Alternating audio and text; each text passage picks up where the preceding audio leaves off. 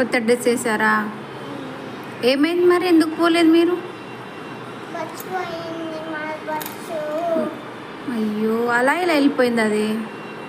అంటే మీరు ఫాస్ట్గా రెడీ కాలేదా?